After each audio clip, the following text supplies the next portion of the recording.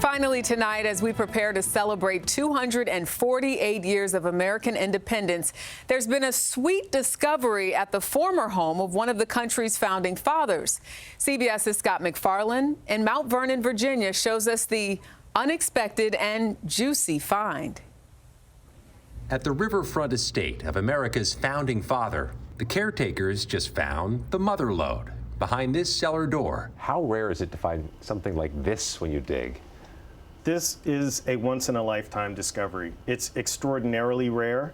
Along the Potomac River at George Washington's Mount Vernon estate, archaeologists were working on an expansion of the historic site, which was a major plantation once tended by enslaved people.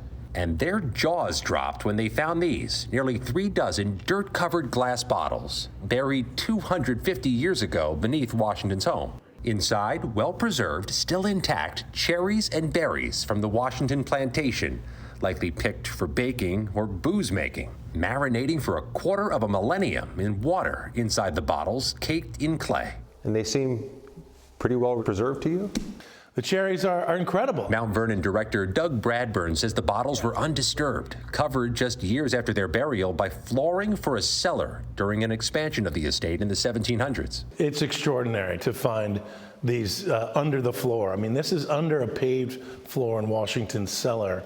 And so they were completely forgotten at the time, but there they are, laid out like a mini regiment. These are real survivors, but it's also a testament to the way that they were preserved by the enslaved folks that did this entire process. Archaeologist Jason Burrows says an enslaved woman named Doll oversaw the estate's kitchen.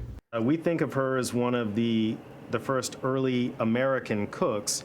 Burrows says they dropped a scope camera into the bottles before using gentle suction devices and narrow spoons to remove the cherries. These have been preserved for over 250 years. We certainly, That's them right there. We certainly didn't want to damage them now. Just 15 miles outside the nation's capital, Washington's home has been a draw to hundreds of thousands of visitors each year who trek to see the artifacts of America's first president. So Mount Vernon's been a pilgrimage site for Americans since George Washington was alive. These authentic things can really connect people to the past in a way that helps your imagination. Operators of the historic site hope to preserve and put some of this on display by America's 250th birthday, July 4th, 2026.